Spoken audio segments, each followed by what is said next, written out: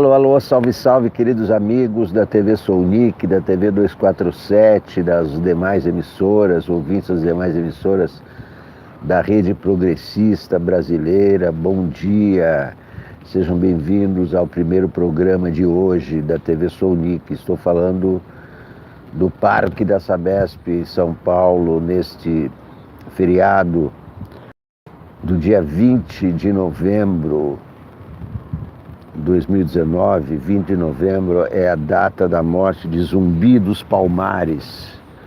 Mas o feriado, em vez de se chamar Dia de Zumbi, que é um feriado municipal em algumas cidades, em São Paulo é feriado, em Brasília não é, no Rio de Janeiro não sei se é feriado, parece que não é, mas eu estava ontem lendo a respeito dos feriados, né? E o curioso é que o único feriado nacional dedicado a uma pessoa, dedicado a um brasileiro, a uma pessoa que existiu, né? É Tiradentes. É o dia 21 de abril.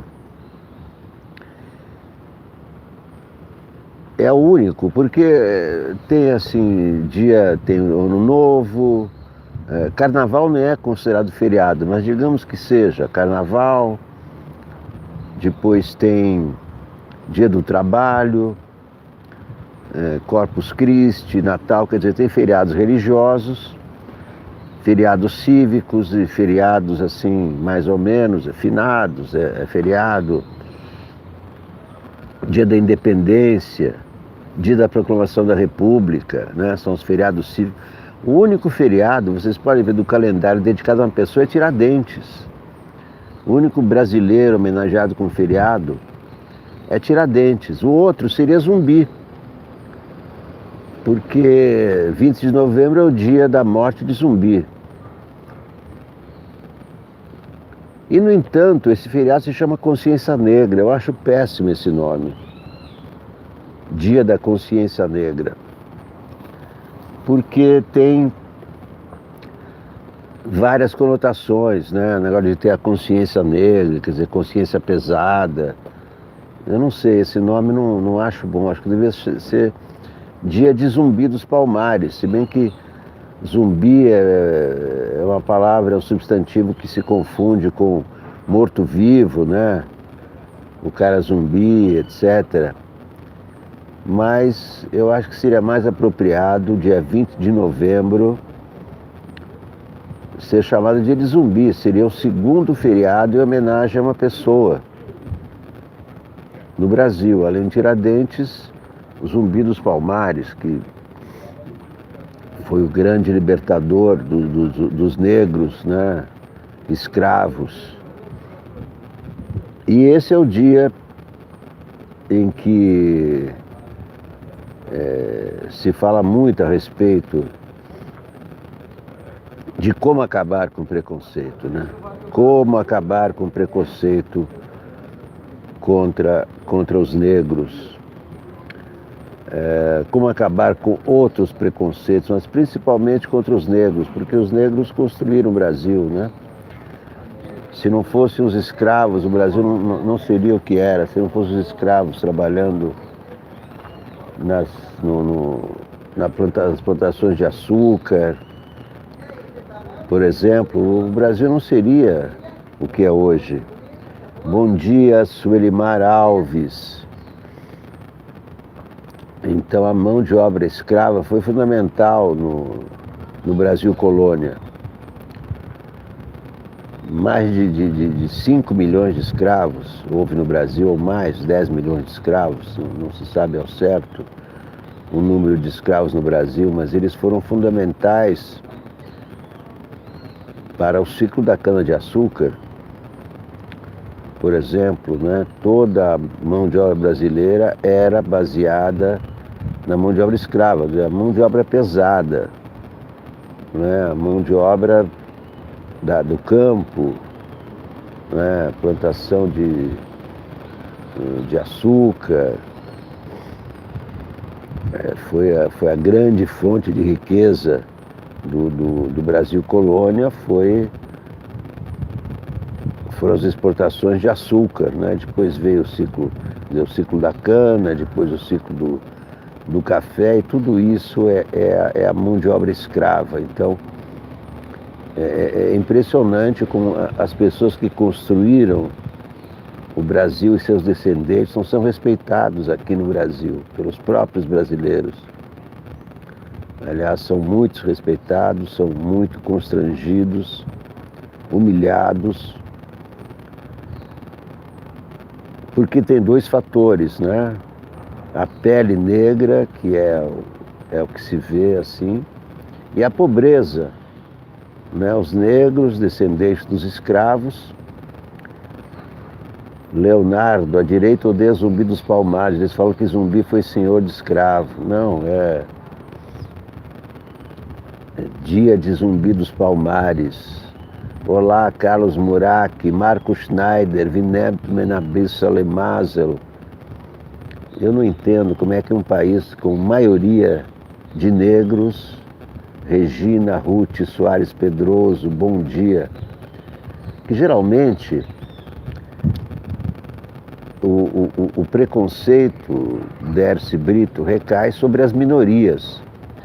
Mas no Brasil, o negro é maioria, né? Mais de 50% da população é negra. E ainda assim é discriminada. É um fenômeno, né? Vítimas da discriminação são minorias, são judeus, né?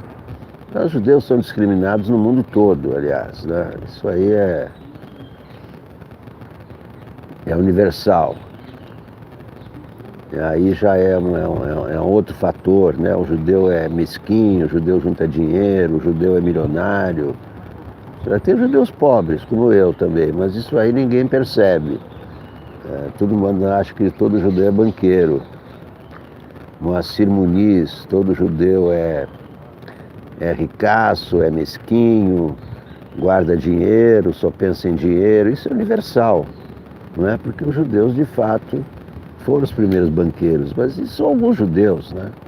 Rothschild, que é o grande nome, o grande sobrenome de banqueiro é Rothschild. Ou então no Brasil, Safra. Agora, por causa de alguns judeus que são muito ricos, milionários, todos os judeus são discriminados. Todos. Isso é no Brasil, na Rússia, muito mais. A Rússia é um país antissemita até hoje. Na Polônia, então, eu morei na Polônia, me chamavam de judeu na rua. Olha, esse é judeu. Mas os negros são maioria no Brasil e são discriminados. É uma coisa que não dá para entender, né?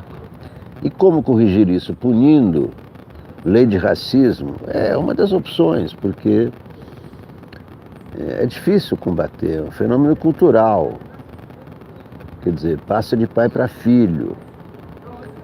E é uma questão de inteligência, né? As pessoas inteligentes sabem que todos são iguais. Seja negro, seja branco, seja amarelo, judeu, muçulmano. Mas as pessoas inteligentes é que são escassas, né? A inteligência é cada vez mais rara. No mundo, né, você vê, né, as pessoas falando que a Terra é plana, as pessoas achando que hostilizando os outros é que se vive bem. Então há muita estupidez no Brasil, no mundo, estupidez no poder, né? Estupidez, ignorância, arrogância, prepotência no poder. E esse poder que está aí no Brasil é um poder que estimula a segregação, o preconceito contra os negros, né? Contra os gays, contra as mulheres. Aí sim, gay é minoria discriminada, é o diferente. Mas negro é maioria. Não deveria ser discriminado, mas é discriminado porque mora em favela, porque mora na periferia, não é? São gerações e gerações que são os descendentes de escravos. Então, o que aconteceu na abolição da escravatura? Os fazendeiros, em vez de contratarem os ex-escravos para trabalhar, não, eles mandaram embora os escravos e contrataram italianos, contrataram estrangeiros brancos. E os negros foram para a rua. Disse, olha, vai lá e se vira. Então, por isso que os negros foram morar em favela, construíram favela, não tinham onde morar. Não tinham emprego pago, eles tinham emprego escravo. Acabou o emprego escravo, eles trabalhavam em troca de comida, eram castigados, torturados, etc, etc. Né? O dono do escravo era o dono do cara, podia matar o escravo, podia violentar a Índia, a escrava, e quantos milhares de casos de estupros de escravas. Né? O senhor dos escravos era o dono das pessoas, ele dispunha dos negros, né? Estuprava as negras, torturava escravo que tentasse fugir, que não obedecia às suas ordens. Quer dizer, os senhores dos escravos tinham suas próprias leis, não tinha lei para os escravos, não tinha direitos humanos para os escravos. E quando os escravos foram para a rua, não tinham como viver. Então, como é que eles iam se virar? Construíram as favelas, construíram barracos, moraram na periferia. E passaram-se 300 anos, 1888, 200 anos, mas a situação dos negros não melhorou. A população negra é a população mais carente, a população que ganha menos, é a população que mora pior, é a população que é perseguida pela polícia, porque os negros são sempre suspeitos de crime. Se tem um branco e um negro suspeitos, a suspeita maior recai sobre o negro. Então é um fenômeno que não dá para entender, porque os negros aqui são maioria e há preconceito contra os negros. É um fenômeno, para mim, inexplicável, eu não consigo entender. Mas vamos aos jornais de hoje. Está aqui o Globo. Aras critica liminar de Toffoli que restringe investigações. Julgamento de hoje à tarde no STF. Os dados do STF podem ser compartilhados com o Ministério Público sem autorização judicial. Essa questão que será julgada hoje no STF. Em Brasília não é feriado. Merval Pereira, absurda proibição ao COAF. Hélio Gaspari, elo entre Moro e a campanha é um mistério. A campanha de propaganda do pacote anticrime. Bernardo Melo Franco, Polícia do Rio mata em mente. Zuenir Ventura, infanticídio é atribuído ao acaso no Rio de Janeiro. Carreiras de elite têm mais brancos. Democratização do acesso às universidades públicas não é uniforme, mesmo com negros e pardos sendo maioria. Cursos como medicina e direito ainda têm maioria branca. Miriam Leitão, é preciso persistir no enfrentamento da questão racial para superá-la. Será que será superada um dia a questão social? Sabe-se lá, não sabemos. A nossa vida é muito curta, a nossa perspectiva dentro dos parâmetros históricos, a nossa vida é muito curta. Então, o futuro não sabemos. Que será, será. Whatever will be, will be. The future is not ours to see. What will be, will be. Que será, será. When I was young, I asked my mother, will I be happy? Will I be rich? This what my mother say. Que será, será. Whatever will be, will be. The future is not out to see. What will be, will be. Que será, será.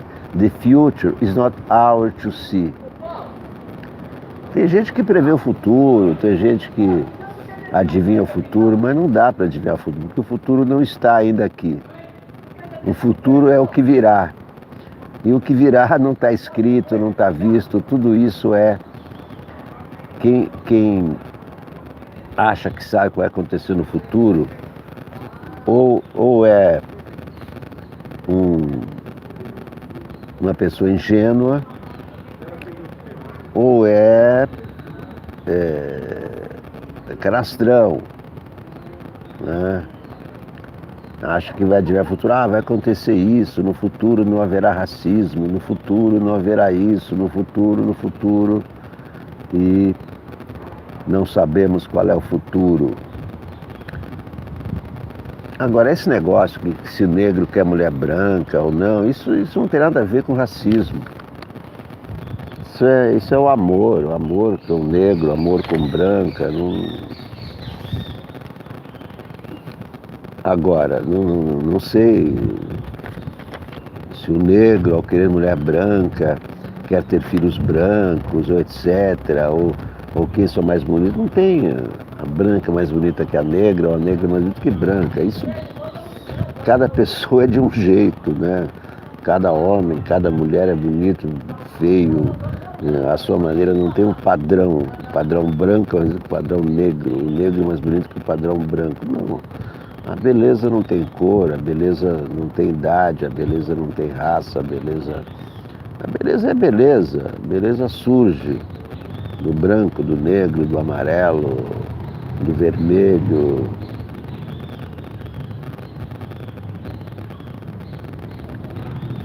Merval Pereira, o STF pode tudo. O Supremo Tribunal Federal julga hoje sob pressão da opinião pública. Pressão da opinião pública é o quê? As redes sociais, os caras detonando o STF, essa canalha que usa as redes sociais para detonar os outros, né?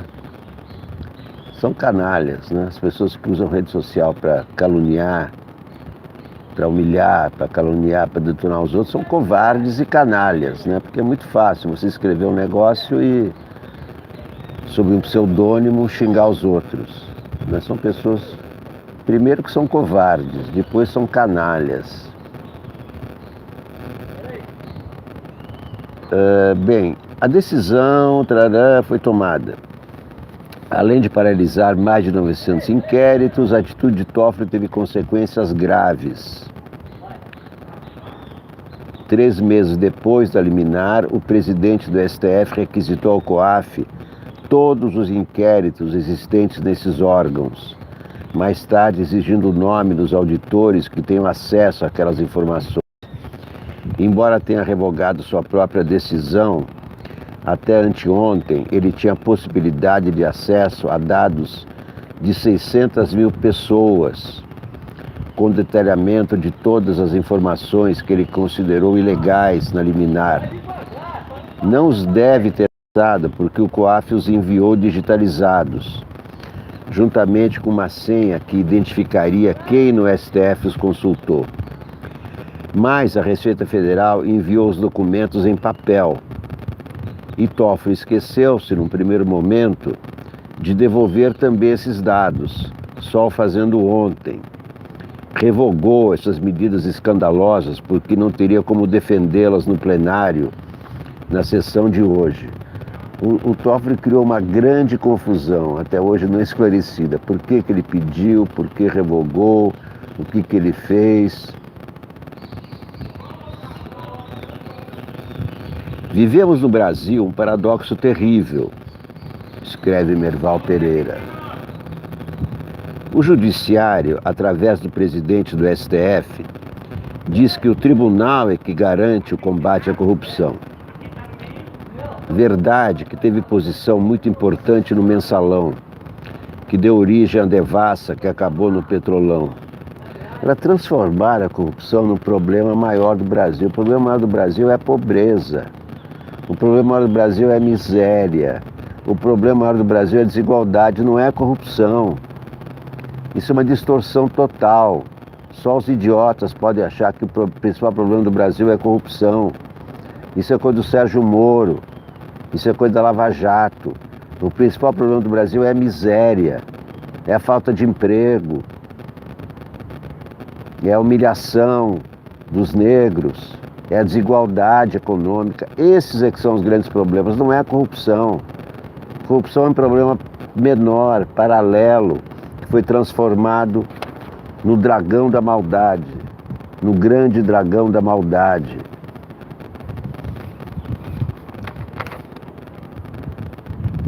É um absurdo proibir o COAF de trabalhar nos internacionais, como vinha sendo feito há anos. O jurista americano Jack de Kluiver, ex-integrante do Grupo de Ação Financeira Internacional, que atua globalmente no combate à lavagem de dinheiro, ao financiamento do terrorismo, diz que exigir uma autorização judicial para que uma unidade como o COAF compartilhe informações com os órgãos de investigação não é um padrão internacional.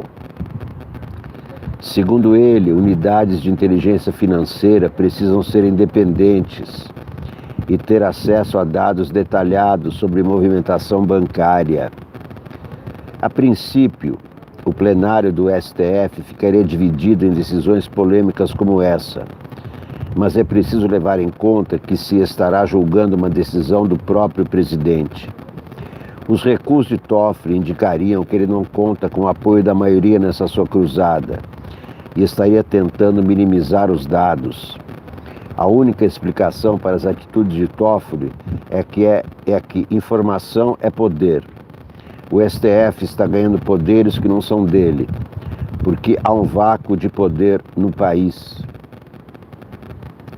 O país não tem presidente, o país tem uma pessoa despreparada, tem um paraquedista, tem um presidente baixo clero. Isso que é vazio de poder. Hélio Gaspari escreve O Mistério do Convite a Moro, o convite a Moro para ser ministro. Gustavo Bebiano, o Gustavo Bebiano, que vivia advogando, se aliou a Bolsonaro e acabou chorando, Bebiano teve um triste fim. Bolsonarista acaba mesmo assim, chupado até virar bagaço, acabou palhaço como o Arlequim. Tan, tan, tan. Gustavo Bebiano, ex-secretário-geral da presidência e copiloto da campanha de Jair Bolsonaro, quando ela cabia numa Kombi, contou ao repórter Fábio Panunzio que o juiz Sérgio Moro já estava convidado para o Ministério da Justiça antes que as urnas do segundo turno começassem a ser apuradas. Mas, naquela tarde de 28 de outubro, o posto Ipiranga, Paulo Guedes, revelou-lhe que havia conversado com o juiz 5 ou 6 vezes. Talvez o mistério da conexão de Moro com a campanha de Bolsonaro pudesse ser desvendado se os envolvidos ralassem nos métodos da Lava Jato: condução coercitiva, prisão preventiva interminável e oferta de delação premiada. Não é o caso. Diversas mensagens trocadas por procuradores da Lava Jato indicam que eles torciam pela derrota de Fernando Haddad na eleição. Uma doutora escreveu: ando muito preocupada com uma possível volta do PT, mas tenho rezado muito para Deus iluminar nossa população para que o milagre nos salve.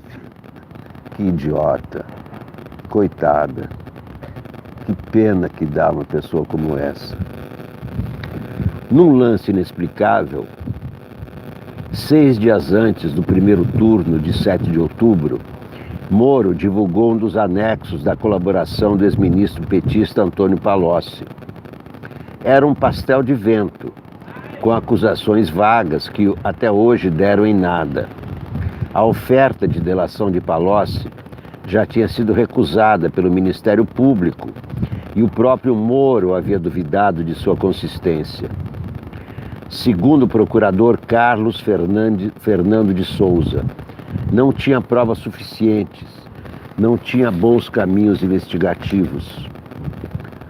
Houve um certo sincronismo entre os vazamentos da delação de Palocci e a campanha eleitoral. Moro determinou prisão de Lula no início de maio e semanas depois as confissões do ex-ministro começaram a pipocar. 12 dias depois do primeiro turno e 11 dias antes do segundo, a revista eletrônica Cruzoé informou: Sérgio Moro aceitou ser ministro do governo Jair Bolsonaro. No dia seguinte, circulou a notícia de que Moro aceitaria ser nomeado para o Supremo Tribunal Federal. Mais tarde, o doutor revelaria que no dia 23 de outubro, 5 dias antes do segundo turno, foi sondado por Paulo Guedes para entrar no governo. No dia do segundo turno, Guedes revelou a Bebiano que Moro havia sido convidado. No dia seguinte, Bolsonaro fez que não sabia de nada. Pretendo conversar com ele para ver se há interesse da parte dele. Se eu tivesse falado isso antes, soaria como oportunismo. Bolsonaro não falou com Moro durante a campanha, mas Guedes falou. Moro, por sua vez, afirmou que, caso efetivado oportunamente o convite, será objeto de ponderada discussão e reflexão. Parolagem, o convite já havia sido feito. Nessa conversa fiada, a única voz sincera foi a do general Hamilton Mourão, integralista. Isso já faz tempo, durante a campanha foi feito o contato. Esse contato teria acontecido semanas antes. Quantas semanas? Se foram 2, as conversas se deram entre os dois. Se foram 3, podem ter acontecido antes do primeiro turno. Aquilo que Bebiano chamou de conversas não podem ser tomadas como convites. Foram sondagens bem-sucedidas. Como teriam sido 5 ou 6, a alma da manobra está na data da primeira. Tudo seria o jogo jogado se Moro não tivesse soltado o anexo da delação de Palocci 4 dias antes do primeiro turno. Era uma vez um Moro mau que resolveu virar alguém. Só era um Zé Ninguém, mas arriscou e logo se estrepou. Bolsonaro convidou e ele logo aceitou. Um baita ministério, o que era um despautério, mas Moro escutou Bolsonaro avisar. Só vai pra STF se fizer o que eu mandar. Moro canta, dança, só não tira o paletó e diz que o Bolsonaro é o mito, é o primeiro, é o maior. Bolsonaro percebeu que Moro já se derreteu. Pra você ver que toga é viciante como droga. Só posso lhe dizer, Bolsonaro agora traz um Moro na coleira que não julga nunca mais. Aqui tem um artigo do Wilson Witzel, Rio Mais Seguro. Isso é uma brincadeira. Isso é uma ofensa à inteligência. O Rio virou praça de guerra. Todo dia morre uma criança e vem o Wilson Witzel dizer que o Rio está mais seguro. Eu tenho medo de ir ao Rio. O Rio de Janeiro é hoje uma cidade segura para o turista, como demonstram as taxas de homicídio doloso. Nossa Senhora! Que parolagem, como diria Hélio Gaspari. Ele quer provar que Rio de Janeiro é uma cidade que ficou mais segura. Os índices de criminalidade contra os visitantes são baixos. Ah, contra os visitantes, porque as balas perdidas escolhem. A bala perdida não vai no visitante, não vai no turista, viu? As balas também são inteligentes, como os peixes, né? Os peixes desviam do petróleo e as balas perdidas desviam dos turistas, né? Matam crianças e tal, mas turistas elas desviam. É isso que tenta provar esse Wilson Witzel. Não sei porque ainda esse cara é governador do Rio de Janeiro.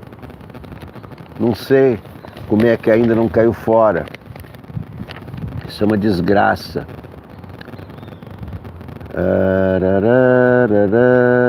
Zuenir Ventura, a fim de não esquecer, depois da polêmica causada por suas declarações equiparando o Rio a Nova York, Paris e Madrid em matéria de segurança pública, o governador Wilson Witzel explicou que estava se referindo às áreas turísticas das cidades.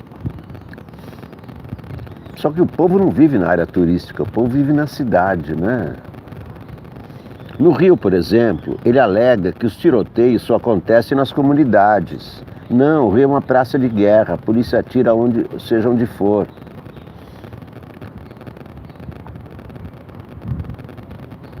O que estamos fazendo para estimular o turismo é mostrar que Pão de Açúcar, Corcovado, Petrópolis estão protegidos. Não pertencem a essa realidade de tiroteios. Palavras do Wilson Witzel. Que horror. Só este ano, em terras cariocas, houve um massacre de 6 inocentes, vítimas de balas perdidas. Kathleen, 5 anos. Agatha, 8.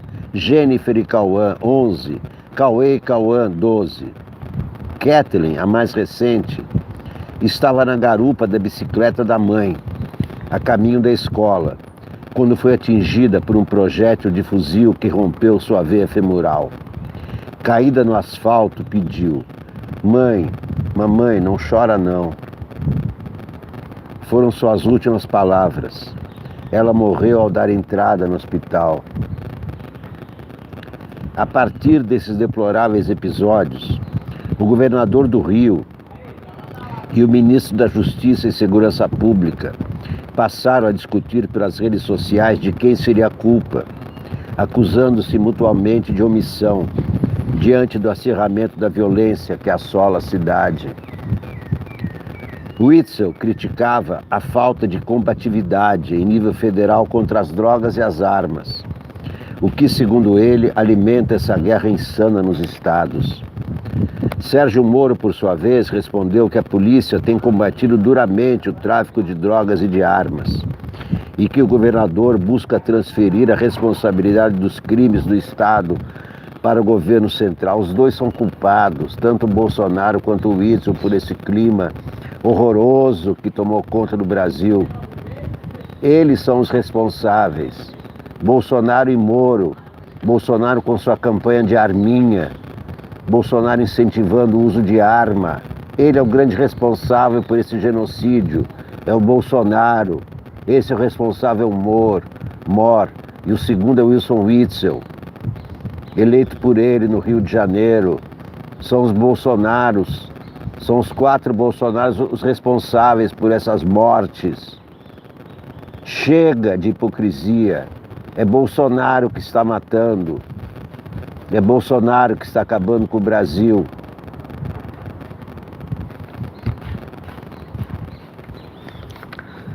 E quanto mais fica no governo, mais acaba com a alma brasileira, com a arte brasileira, com a alegria brasileira. país que já tinha pouca cultura, agora tem cada vez menos. Eu vejo as televisões da América Latina, todas são melhores que as brasileiras. O nível de cultura dos apresentadores, dos colunistas, dos comentaristas é muito melhor do que o nosso. O Brasil, em matéria cultural, está muito abaixo da Bolívia, da Argentina, do Chile. E com Bolsonaro isso piorou ainda mais.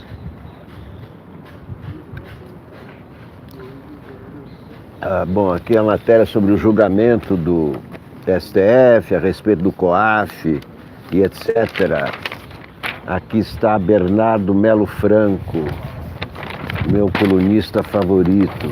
Eu queria ter nascido Bernardo Melo Franco, mas nasci Alex Solnick. O que eu vou fazer? O que eu posso fazer? Não é? O que eu posso fazer se eu não nasci Bernardo Melo Franco para escrever como ele? Não é ironia, eu acho isso mesmo. Eu acho que o Bernardo Melo Franco é o melhor colunista do Brasil e eu queria escrever como ele. A polícia que mata em mente. Na noite de 20 de setembro, um tiro de fuzil atingiu as costas de Agatha Félix, de 8 anos. A menina estava com a mãe no banco traseiro de uma Kombi, no Complexo do Alemão. Foi submetida a uma cirurgia de 5 horas, mas morreu no hospital. Os parentes da vítima disseram que o tiro partiu de um policial militar. O motorista da Kombi confirmou o relato. Não teve tiroteio. Foi só o policial que disparou. O porta-voz da PM, Mauro Fleis, contestou as testemunhas e disse que os agentes reagiram a um ataque de marginais. O coronel aproveitou para fazer propaganda. Não iremos recuar, o governo está no caminho certo. Quando eu ouço essa frase, o governo está no caminho certo, tenho ânsia de vômito. A versão de tiroteio foi mantida por 60 dias e sustentada em ao menos 2 notas oficiais. Era falsa, informou ontem a Polícia Civil. Responsável pela investigação, o delegado Marcos Drucker concluiu que não houve confronto no local. O PM tentou balear o motociclista, errou o alvo e acertou a menina que sonhava em virar bailarina. Isso é o Rio de Janeiro, que virou praça de guerra. Não pode ter tiroteio na cidade, em nenhum lugar da cidade, nem nas comunidades, nem no Corcovado. Cristo já surtou, fechou os olhos para não ver mais nada. Esse caos é só porque rejeitaram o PT, Bolsonaro militar. O Brasil vai estragar, Rio de quem achar que não. Dentro de mais um tempinho estaremos em recessão. Rio de Janeiro, Brasil inteiro. Rio de Janeiro, Brasil inteiro. A primeira reação do governo foi dizer que todas as testemunhas estavam mentindo, inclusive a mãe da Agatha. Critica o advogado Rodrigo Mondego, da Comissão de Direitos Humanos da OAB. Quem mentiu no caso foi a PM, na tentativa de desacreditar a família e proteger o culpado pelo crime. Nos primeiros 9 meses do ano, olhem que dado interessante, nos primeiros 9 meses do ano, a polícia matou 1.402 pessoas no estado do Rio. Isso são números de genocídio, números de guerra civil. Só este ano, a polícia do Rio de Janeiro matou 1.402 pessoas. Eram todos bandidos. E bandido? A polícia não é para matar, a polícia é para prender. A polícia não é para bater em ninguém, a polícia não é para matar ninguém.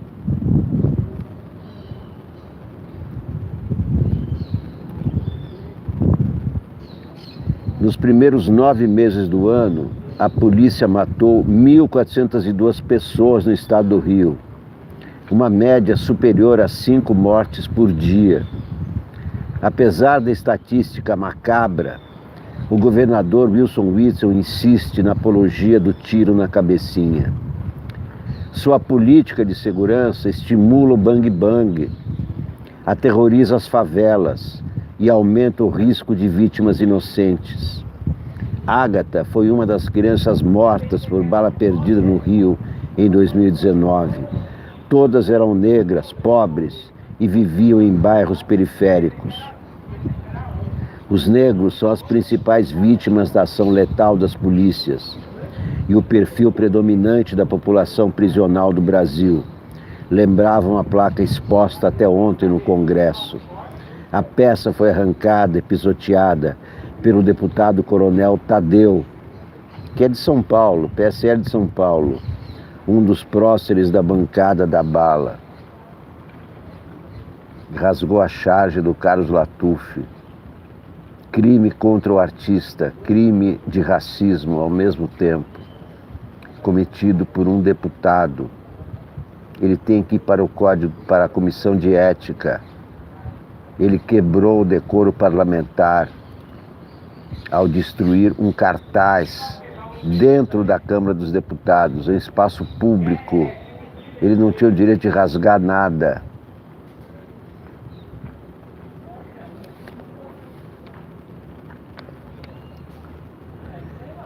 Agora, quanto à observação do Tomás Cavendish, que eu cantei no meio de uma matéria sobre a morte da criança, eu cantei uma paródia triste. Cristo já surtou. Então não é uma paródia alegre, viu, Tomás Cavendish? Cristo já surtou, isso não é alegria.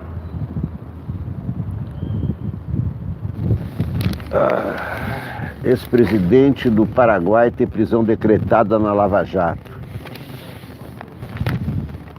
Lava Jato, isso é um horror. Lava Jato estragou o Brasil. A Lava Jato transformou a corrupção no principal problema do Brasil. E milhares de pessoas acreditam até hoje. O problema do Brasil é miséria, é desigualdade, não é a corrupção. Isso é uma mentira. Bom, vamos ver. Miriam Leitão escreve os avanços dos negros no Brasil. Há boas notícias para serem lembradas nesse dia da consciência negra. Sem esquecer o imenso e inaceitável espaço das distâncias sociais brasileiras, é possível ver o avanço que houve nas 2 décadas deste século. Uma parte da mudança aconteceu na educação. Mais da metade dos jovens pretos e pardos de 18 a 24 anos está numa universidade. É uma esperança no futuro. Esperança de que entrem no mercado de trabalho. Abram portas que seus pais nunca conseguiram atravessar. Cheguem aos postos de comando nos quais outras gerações nunca estiveram. Realizem seu talento, mudem o país. Em 2005, dos jovens pretos e pardos de 18 a 24 anos, 25% estavam na universidade. Em 2015, o número tinha saltado para 40%. Houve muito debate no começo deste século sobre se o melhor era elevar a qualidade da educação pública desde os primeiros anos ou adotar políticas de ação afirmativa, como as cotas para a universidade. O que se vê é que não são excludentes. O ideal sempre foi abrir as portas do ensino superior público, preferencialmente para quem é do grupo discriminado, mas também investir em melhorar a educação. As cotas vieram, as universidades públicas estão em crise por outros motivos, mas são ainda o caminho no qual se constrói o começo do desmonte das barreiras artificiais que separam os grupos sociais brasileiros. Muita coisa aconteceu nessas 2 décadas. Muito ainda falta acontecer nas próximas décadas. O racismo permanece visível. nos indicadores sociais e na cena pública brasileira. E quem perde é o Brasil. Quem perde com isso é o Brasil, porque talentos são desperdiçados. O racismo, o desemprego maior entre os negros. São eles que recebem salários menores e são a maioria dos informais. Há um dado que mostra o inegável da discriminação. Brancos com curso superior têm salários 45% mais elevados do que os negros, que também concluíram o curso superior. Eles são iguais na escolaridade, mas a renda é desigual dependendo da cor da pele. Nada é mais aterrador, no entanto, que os números de morte violenta de jovens negros. A taxa de homicídio de brancos de 15 a 29 anos é 34 por 100 mil habitantes. Dos pretos e pardos é de 98,5. E se forem apenas os homens negros, é 185 por 1.000 habitantes. Seja branco, preto ou pardo, nada disso deveria acontecer. Seja o número que for, é excessivo. A morte violenta de jovens no Brasil é uma calamidade pública. Há coisas que insistem em permanecer, como a negação de que o racismo exista no país, mas há evidentes sinais de que muita coisa está mudando. Nas ruas, nas artes, nas propagandas, na literatura, nas empresas, os negros estão cada vez mais visíveis. Eles, elas, estão mais orgulhosos do que nunca da sua beleza, dispostos a deixar os cabelos soltos, acentuando as diferenças dos tipos físicos que dão ao Brasil o belo colorido da nossa diversidade. Ainda há muito caminho a andar. E agora, há de novo uma onda contrária que tenta apagar a agenda do debate racial no país. Não vão conseguir. Negar a existência da ferida não vai curá-la. É preciso persistir no caminho de enfrentar o problema para superá-lo. O futuro será de mais e mais diversidade em todas as áreas da vida brasileira. Isso é um horror. O Brasil, a maioria é negra e eles é que são discriminados. Isso faz parte da estupidez humana, da ignorância, da falta de entendimento sobre o que é o ser humano, sobre o que nós estamos fazendo aqui. Que horror. Que horror. Ana Paula Lisboa escreve no segundo caderno. No disco Amarelo, que Emicida lançou mês passado e chamou também de experimento social, o artista disse que queria responder à pergunta: a música é de fato capaz de transformar os lugares por onde ela passa? No fim da minha antiga rua, na favela da Nova Holanda, na Maré, havia uma máquina de música, dessas jukebox. Todos os fins de tarde, os garotos da rua se encontravam para fumar e ouvir Racionais em volta da máquina. Não havia nada de político revolucionário ali. Eram só jovens negros, pensando suas vidas dentro da favela, a partir de músicas escritas antes mesmo deles nascerem. Era uma das coisas mais bonitas do meu dia, poder observá-los. Às vezes, eu fingia que precisava fazer algo na rua, só para sair de casa e passar por lá, andando com passos bem lentos para ouvir as conversas. A máquina era meio que pública. Pertencia a um bar que havia fechado, então ficava na rua, bastava uma moeda. Às vezes ela ficava lá tocando para ninguém. A pessoa só passava, colocava a música e ia embora. Um dia, em uma das tantas ocupações do exército na Maré, a máquina foi destruída. Foi um recado bem dado. Não havia mais música. Os tempos haviam mudado. Ouvir Amarelo foi como me dizer: os tempos voltaram. O Emicida é uma dessas pessoas que não conheço, mas de quem gosto, como se fosse meu amigo. Aquelas que você tem vontade de levar para o seu bar preferido e tomar uma cerveja. A nossa relação começou mesmo por conta dos meus amigos, desde o lançamento de O Glorioso Retorno de Quem Nunca Esteve Aqui. Criamos a tradição de irmos juntos a todos os shows dele no Circo Voador. Depois que a Aline faleceu, ficou difícil cumprir a tradição, sem um nó no peito de saudade. Imagina como foi ouvir Quem tem um amigo tem tudo. Lembrar que em um desses shows encontrei seu Wilson das Neves na saída do banheiro. Chorei, disse que o amava, tirei foto.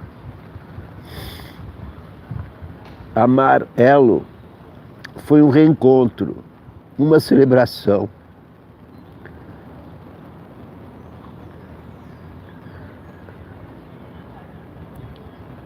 Foi como ir à formatura de um amigo da universidade. Um sentimento, olha como deu certo. E eu estou aqui para aplaudir. Perceber que todo momento é importante. E mais ainda, perceber a passagem do tempo. Não existe nada mais triste do que artistas que com o tempo começam a fazer imitações de si mesmos. Ou ativistas que ainda gritam como se estivéssemos em 2013. Eu sei, muitos dos problemas ainda são os mesmos.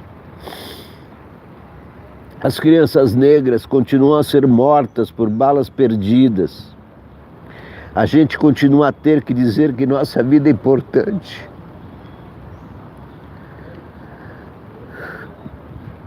As lutas mudaram pouco, mas as pessoas mudaram muito. E se essa mudança não é perceptível, para mim há algo errado. O tempo é um dos deuses mais lindos. É preciso cultuá-lo e cultivar o equilíbrio do compromisso com o significado de Ubuntu. Saber que você não é ninguém sozinho, mas o coletivo não é nada se você não se desenvolve como indivíduo. Amarelo traz camadas e camadas de subjetividade, vozes únicas que reivindicam a fala antes de suas cicatrizes. A humanidade, para mim, ainda é um desafio. Então não há nada mais bonito do que um homem negro reivindicando o seu lugar de humano. O lugar da fragilidade, do poder da escolha pelo caminho do amor. E isso não faz o disco menos rap, porque só rap permanece. O rap é para quem já teve um amigo assassinado. É para quem já se olhou no espelho e se sentiu nada. O rap é para quem já foi seguido pelo segurança da loja. O rap é para quem já passou fome. E é por isso que os garotos da minha rua ouviam rap todos os dias no fim da tarde. A procura por um lugar ao sol que se traduz no encontro solar com os meus ouvidos. Ana Paula Lisboa escreveu isso que eu acabei de ler para vocês. Desculpe por chorar. Estou chorando por Ana Paula Lisboa, estou chorando pelos amigos dela, estou chorando por mim, estou chorando por nós que fomos capturados por um governo indecente, insensível, assassino, irresponsável, inaceitável. Inaceitável.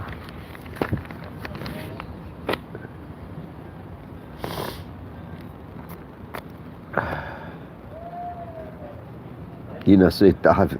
Incompreensível. Incompreensível.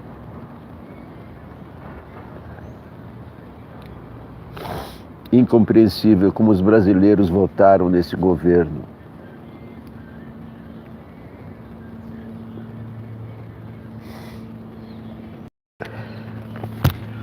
Como é que os brasileiros votaram nesse governo? Meu Deus do céu. O Brasil tinha que ser do buraco e entra cada vez mais fundo no buraco.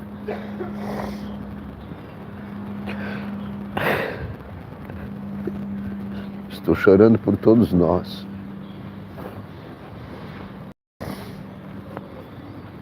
Pela paz que nós perdemos, pela alegria que estamos perdendo, pelo luto de todos os dias.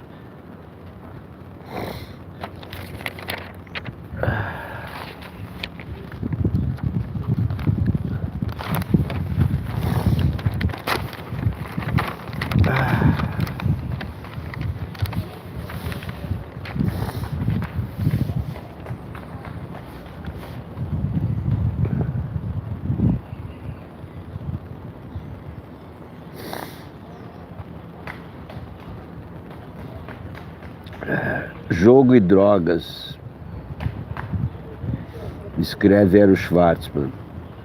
Não jogo e não consigo deixar de achar que qualquer um que frequente casas de apostas ou faça regularmente sua fezinha na loteria tem algo de trouxa. O único jeito de ganhar num cassino é sendo o dono dele. Todas as modalidades de jogo de azar são desenhadas para que a casa ganhe, se as interações se repetirem por tempo suficiente. De modo análogo, a maioria dos apostadores de loterias morrerá sem ganhar a tão sonhada bolada. Ainda assim, não vejo como oportuno, não vejo como opor-me a uma eventual legalização do jogo. Não dá para defender, como defendo, que as pessoas devem ter autonomia para decidir se vão consumir drogas, eventualmente comprometendo sua saúde e suas finanças, mas não para apenas torrar seu dinheiro na roleta. Quem pode o mais, pode o menos. A discussão é menos em torno dos malefícios provocados por essas atividades que são reais e mais sobre o tipo de sociedade que queremos ser. Eu, pelo menos, jamais assinaria um contrato social no qual delegaria a meus vizinhos a decisão sobre quais substâncias posso ingerir ou no que posso gastar o dinheiro que ganhei honestamente. Há um problema em sustentar esses níveis de autonomia individual, dirão os defensores de posições menos liberais. Seres humanos têm uma série de bugs cerebrais que os tornam presa fácil para certas drogas e para hábitos capazes de desencadear comportamentos obsessivos. Precisamos protegê-los contra esses defeitos de fabricação. Concordo que algo deve ser feito, mas penso que a primeira linha de intervenção do poder público deve estar limitada a prover o cidadão com informações confiáveis. Secundariamente, o Estado pode fornecer a usuários problemáticos o apoio dos serviços de saúde. Não acredito, porém, que a possibilidade de escolha deva ser obstada. Em sociedades abertas, as pessoas têm o direito de fazer o que quiserem com seus próprios corpos e carteiras e de errar nas tentativas.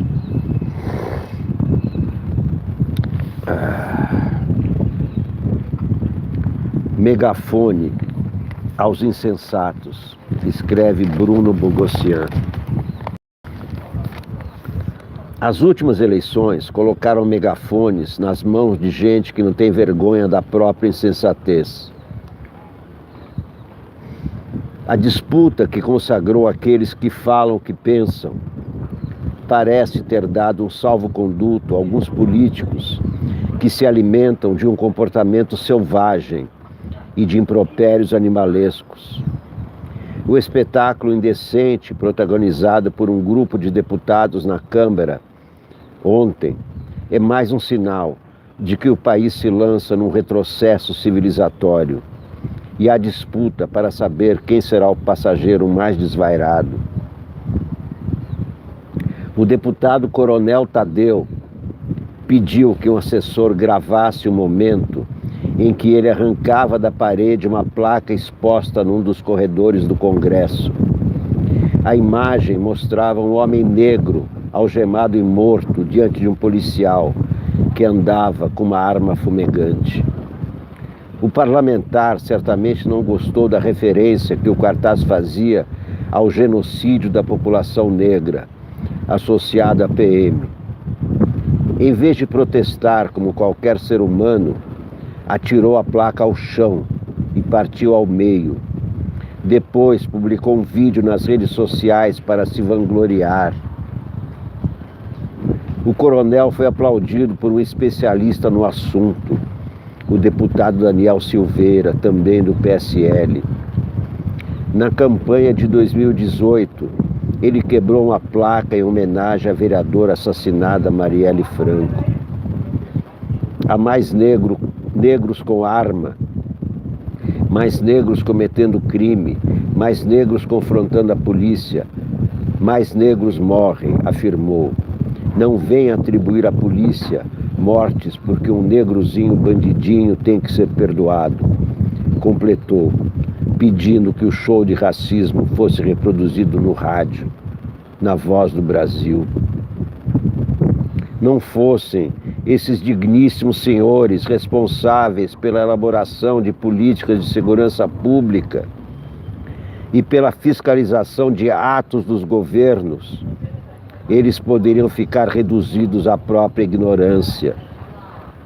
Mas suas palavras provam que no coração do poder estão pessoas que fingem não enxergar as vítimas inocentes e a desigualdade racial dramática do país.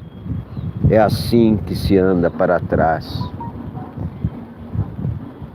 É assim que se anda para trás. Esses são os deputados eleitos pelos brasileiros. E racismo é um crime hediondo. Ah, que estupidez que você fez, eleitor, no ano passado. Fez a opção pior, votou em quem não devia ter votado e agora vê que elegeu um cara sem preparo. Quem semeia vento numa eleição colhe sempre Bolsonaro.